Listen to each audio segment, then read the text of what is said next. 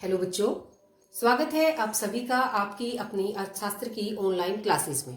तो बच्चों, आज मैं फिर से आप सभी के सामने उपस्थित हुई हूँ आपकी कक्षा 11 का ही विषय लेकर। कक्षा 11 में हम चैप्टर 12 पढ़ रहे थे जिसका नाम था हमारा सह संबंध कोरिलेशन। और आज इस चैप्टर की हमारी ये सेकंड वीडियो है जिसके अंदर हम पढ़ेंगे सह संबंध की विधियों के बारे में, उनके मेथड्स के बारे में। तो बच्चों, कोरिलेशन को निकालने के लिए हम थ्री टाइप्स की जो आपकी 11वीं कक्षा का सिलेबस है उसमें 3 विधियां हैं। पहली विधि का नाम है आरेख विधि, इसे बिंदु प्रकीर्णन विधि भी कहते हैं हम, यानी कि ये ग्राफिक विधि है। इसको बिंदुओं के माध्यम से हम इसके अंदर सह संबंध को देखेंगे। दूसरा मेथड है हमारा कार्ल पियर्सन का मेथड, और तीसरा हमारा है स्पीयरमैन की श्रेणी अंतर विधि, या इसे हम स्पीयरमैन्स रैंक मेथड भी बोलते हैं। श्रेणी अंतर रैंक मेथड बोलते हैं इसको। तो ये 3 विधियां हैं हमारी। आज जो बिंदु आरेख विधि है उसके बारे में मैं आपको ब्रीफली बता देती हूँ, ये इतना इंपॉर्टेंट नहीं है हमारा। और कार्ल पियर्सन विधि का मैंने आपके सामने एक एग्जाम्पल लिया है। तो जो आरेख विधि बिंदु विधि होती है बच्चों, उसके अंदर हम इस तरह से एक ग्राफ पेपर के ऊपर यहाँ पर हम एक्स चर को लेंगे, यहाँ पर हम वाई चर को लेंगे। तो बिंदुओं के माध्यम से हम दिखाएंगे। अगर दोनों की दोनों चरें इस प्रकार से बिल्कुल एक ही बिंदु के ऊपर हैं और ऊपर की तरफ ऐसे हैं, अगर हम उनको प्लॉट करें ग्राफ पेपर के ऊपर, तो एक्स चर भी ऐसे बने और वाई चर भी ऐसे ही बने, तो इट मीन्स ये क्या है, इसे हम कहेंगे पूर्ण धनात्मक, प्लस दोनों की दोनों ऊपर की तरफ बढ़ रही हैं। और अगर ये कैसे हो कि एक ऐसे ही बढ़ रही हो और एक ऐसे ही, ये तो पूर्ण धनात्मक हो गई, और एक तो अगर इस तरह से उनका पढ़े इस तरह से, तो उसे हम कहेंगे पूर्णतः ऋणात्मक सह संबंध, अगर हम इस तरह से बनाएं। और अगर ये पूर्णतः ऋणात्मक है लेकिन इसके ऊपर ना आकर इस तरह से हमारा कुछ बनता है, तो उसे क्या कहेंगे हम कि ये धनात्मक, ये ऋणात्मक ही है संबंध लेकिन पूर्ण नहीं है, पूर्ण नहीं है, ये उच्च कह सकते हैं हम इसको, क्योंकि इस तरह से है उनका झुकाव। और अगर जैसे मैंने पहले बनाया था धनात्मक, इस तरह का हमारा बना और बिंदु ऐसे आ रहे हैं, तो इसे हम पूर्ण कहेंगे ना उच्च कहेंगे, लेकिन ये उच्च कैसा है, धनात्मक है, ऊपर की तरफ जा रहे हैं। और अगर हम इन बिंदुओं को प्लॉट करें और कोई ऊपर नीचे की तरफ कुछ बने ही नहीं, बिल्कुल ऐसे रैंडमली बने, तो हम उसे कहेंगे शून्य या कोई सह संबंध है ही नहीं। तो ये तो था हमारा आरेख विधि, बिंदु विधि, जो मैंने आपको थोड़ा सा बताया कि जिसमें हम ग्राफ पेपर के ऊपर बिंदुओं के माध्यम से देखेंगे कि दोनों चरों के बीच में सह संबंध है या नहीं है। अब जो दूसरा मेथड है उसे हम देखते हैं, ये हमारा मोस्ट इंपोर्टेंट मेथड है कार्ल पियर्सन मेथड। तो जो कार्ल पियर्सन विधि है सह संबंध निकालने की दो चरों के बीच में, क्योंकि ये मेथड इस अर्थशास्त्री कार्ल पियर्सन ने दिया, तो इसीलिए इनके नाम के ऊपर इस विधि का नाम हो गया कार्ल पियर्सन मेथड।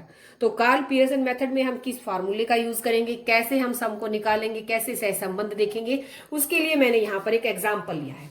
ये हमारी एक्स चर है, 2 3 4 5 6 7 8, और ये हमारी वाई चर है। बच्चों, आप लोगों को सिर्फ ये 2 लाइनें मिलेंगी, एक एक्स और एक वाई, 2 चर। ये वाई चर है 4 7 8 9 10 14 और 18। इन 2 चरों के बीच में सह संबंध निकालिए और कार्ल पियर्सन मेथड से निकालिए। तो ऐसे अगर है तो हम क्या करेंगे, सबसे पहले हम क्या करेंगे, जो हमारी एक्स चर है उसे हम लिख लेते हैं और उसका हम निकालेंगे सिग्मा एक्स। आप सभी को पता है सिग्मा एक्स यानी कि सबका टोटल मैंने निकाला 35 आ गया। अब हम n देखेंगे टोटल मदें कितनी है, मदों को हमने गिना, ये मद कितनी है हमारी 7 है, तो n यहाँ पर मद हमारी आ गई 7। तो अब हम सबसे पहले x बार निकालेंगे, मीन निकालेंगे। तो x बार का क्या फार्मूला है, x बार का फार्मूला है सिग्मा x बटे n। 35 बटे 7 हमने निकाल लिया, हमारा x बार आ गया 5। तो इसके बाद सबसे फर्स्ट स्टेप क्या किया हमने, सबसे पहले x बार निकाला, मीन निकाला। अब क्या करेंगे, हम डेविएशंस निकालेंगे। मैंने इसको स्मॉल x में दिखाया है, हम इसको dx भी लिख सकते हैं, डेविएशन। तो डेविएशन क्या होता है हमारा, आप सभी को पता है, जो हमारी मदे हैं, मदे माइनस मीन, समानांतर माध्य है। तो x माइनस एक्स बार के करने से ये हमारा स्मॉल x आ जाएगा। तो हमारा x बार 5 है, तो 2 माइनस 5 किया हमने, ये वाला 5, 2 माइनस 5 तो कितना आएगा हमारा, माइनस के 3। 3 माइनस 5 करेंगे तो क्या आएगा, माइनस के 2। 4 माइनस 5 करेंगे माइनस 1, और 5 में से 5 को ही माइनस कर देंगे तो 0। 6 माइनस 5 करने पर 1 आएगा, 7 माइनस 5 करने पर 2, 8 माइनस 5 करने पर 3। तो इतना आपकी समझ में आ गया। सबसे पहले हमने क्या किया, सिग्मा एक्स, एक्स बार, और फिर स्मॉल एक्स या डेविएशन फ्रॉम एक्स। अब क्या करेंगे, हम इसका स्क्वायर कर देंगे, स्क्वायर। तो आप सभी को पता है माइनस के 3 को माइनस के 3 से मल्टीप्लाई करने पर 9, स्क्वायर करने से आप सभी को पता है माइनस का निशान अपने आप पॉजिटिव हो जाएगा। 2 का वर्ग 4, 1 का वर्ग 1, 1 का वर्ग 1, 2 का वर्ग 4, 3 का वर्ग 9, और फिर क्या निकालेंगे, सिग्मा एक्स स्क्वायर इन सब का टोटल। तो ये हमें एक्स के साथ करना है, ये हमें दिया हुआ था, ये दो हमने किए हैं। अब ठीक ऐसे ही हम वाई के साथ करेंगे, जो दूसरी चर है हमारी वाई, ये हमारी वाई चर है, हमने इसका भी सिग्मा वाई निकाला, सबका टोटल कर दिया, 70 आ गया। यहाँ पर भी एन हमारा 7 है, तो हम वाई बार निकालेंगे, वाई का समानांतर माध्य है, तो 70/7 करने पर 10 आ गया। तो अब जैसे हमने पीछे स्मॉल एक्स निकाला, ऐसे ही यहाँ पर मैंने small y, derivation from y, तो 4 माइनस ये y bar, y minus y bar, ऐसा करने पर ये हमारा स्मॉल वाई आया है। 4 माइनस के 10 किए तो माइनस के 6, 7 माइनस 10 -3, 8 माइनस 10 -2, 9 माइनस 10 करेंगे तो माइनस का 1, और 10 में से 10 को माइनस करेंगे 0, 14 माइनस 10 करने पर 4, और 18 माइनस 10 करने पर हमारा 8 आएगा। तो जैसे हमने यहाँ पर x निकाला, फिर x स्क्वायर किया, ठीक वैसे ही y को निकालकर हम y स्क्वायर करेंगे। 6 का वर्ग माइनस के 6 का वर्ग 36, 3 का वर्ग 9, 2 का वर्ग 4, 1 का वर्ग 1, ये माइनस अपने आप यहाँ पर धनात्मक हो जाएंगे क्योंकि हम स्क्वायर कर रहे हैं। 4 का वर्ग 16 और 8 का वर्ग 64। अब हम सिग्मा वाई स्क्वायर निकालेंगे, यहाँ थोड़ी जगह कम थी इसलिए मैंने नहीं लिखा, ये सिग्मा वाई स्क्वायर हो गया हमारा 130। 2 स्टेप यहाँ किए, 2 यहाँ किए। अब अगला जो स्टेप है वो ये जो स्मॉल एक्स आया है और ये जो स्मॉल वाई आई है, इनकी हमें गुणा करके एक्स वाई निकालना है। तो माइनस के 3 की जब माइनस के 6 से गुणा हुई तो 6 थी 18, और माइनस माइनस अपने आप क्या हो गए, जमा के। ऐसे ही माइनस के 2 और माइनस के 3 जमा की 6, माइनस का 1 और माइनस के 2, 2 एकम 2, 0 से करेंगे हम जब माइनस के 1 की तो 0 आ जाएगा, 1 की और 0 की गुणा करी तो भी 0 आएगा, 2 की और 4 की 8, और 3 और 8 24, और यहां पर निकाल लिया सिग्मा एक्स वाई 58। तो बच्चों इतना आपकी सबकी समझ में आ गया होगा, कोई भी मुश्किल काम नहीं है।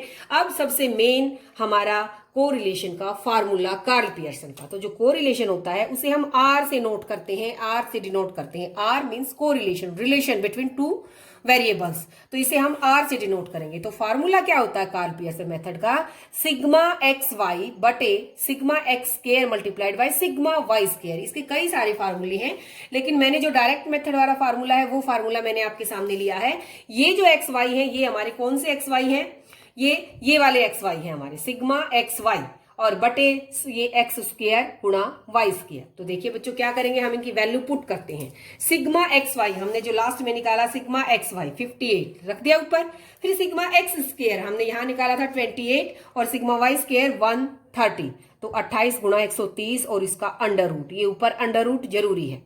तो अब इसके बाद क्या किया हमने, 28 की और 130 की गुणा कर दी, 3640 का वर्गमूल। तो बच्चों 3640 का वर्गमूल आपको निकालना है। वर्गमूल निकालने का तरीका मैंने बता रखा है, हम यहाँ जोड़े बनाते हैं। तो यहाँ पर जैसे 2 को दूनी पर ही मैं चलाऊं, 3 तिया 9, 4 चौक 16, 5 पंजे 25, 6 6 36 और 7 7 49 ज्यादा हो जाएगा, तो 6 पे ही ये चलेगा, पूरा का पूरा गया। अब इस 6 का डबल हम यहाँ पर लेंगे 12 और ये निकालेंगे। अब आप सभी को पता है, ये मैंने उतार लिया अगला जोड़ा, अगर इस 12 के साथ में 1 भी लगाती हूं तो ये 121 बनेगा, और ये हमारा 40 ही है, तो नहीं चल रहा, तो इसलिए हम क्या लगाएंगे, ऊपर 0 हमने लगा ली और पॉइंट लगा दिया। अब इसके बाद ये भी हमारा 1 वो हो गया 120। इसके बाद हम क्या कर सकते हैं, यहाँ एक नेक्स्ट जोड़ा उतार सकते हैं। अब ये जैसे कि मैंने यहाँ आंसर लिख ही रखा है, तो ये 3 पे चलेगा हमारा, 3 3 जार 9, 0 3 2 जार 6, 3 1 जार 3। इसको करने से एक बार फिर से हमारा ये 3 पर चलेगा, तो मैंने यहाँ पर लिख रखा है 60.33, 2 बार ये 3 पर ही जाएगा। तो ये होने के बाद जब 58 को के बटे आ गया हमारा 60.33, तो अब हम क्या कर सकते हैं, इस पॉइंट को हटा सकते हैं, यहाँ ऊपर 2 डबल 0 लगा देंगे, और 5800 को 6033 से सीधे सीधे हम भाग दे लेंगे। तो भाग जब देंगे तो हमारा, क्योंकि ऊपर 5800 है, 5800 और नीचे 6000 है, तो चलेगा नहीं, सीधा पॉइंट लगेगा हमारा, तो ये मैंने पॉइंट लगा रखा है। और फिर जब हम चलाएंगे पॉइंट के बाद यहाँ पर एक 0 उतार के, तो ये हमारा सीधा 9 पे चलेगा, और उसके बाद फिर 6 पे चलेगा। तो ये आपको डिवाइड अपने आप करना है। तो ये जो आया है, अब बाद में लास्ट में ये जो आया है हमारा आंसर है 0.96। तो ये मैंने आपको दूसरी वीडियो में, पहली वीडियो में बताया था परिणाम, कि अगर परिणाम +1 है तो पूर्ण धनात्मक, परिणाम -1 है तो पूर्णतः ऋणात्मक, लेकिन अगर 0.75 से लेकर +1 तक का है तो उसे उच्च धनात्मक कहेंगे। तो ये 0.96, 0.75 और +1 के बीच लाई कर रहा है, तो इसलिए ये क्या है, हमारा उच्च धनात्मक सहसंबंध है। हम क्या कह सकते हैं कि एक्स चर और वाई चर के मध्य में कैसा सहसंबंध है, उच्च और धनात्मक पॉजिटिव संबंध है। ठीक है, तो ये हमारा तरीका था कार्ल पियर्सन विधि के द्वारा सहसंबंध निकालने का। जो अगली वीडियो होगी उसमें हम पढ़ेंगे स्पीयरमैन रैंक कोरिलेशन मेथड। तो इस तरीके का एक सवाल, दो सवाल आप अपने हाथ से करके देखें, बहुत ही आसान तरीका है। मैंने कई फार्मूले आपको इसलिए नहीं बताए क्योंकि बच्चे क्या होते हैं कि दो से या तीन ज्यादा जब फार्मूले हो जाते हैं तो बच्चे पजल हो जाते हैं। तो इसलिए आप एक फार्मूले को ही लेकर चलें, ये हमारा डायरेक्ट मेथड है और छोटा सा तरीका है, कोई मुश्किल नहीं है। तो आज के लिए इतना ही। आप सभी का वीडियो देखने के लिए बहुत बहुत धन्यवाद।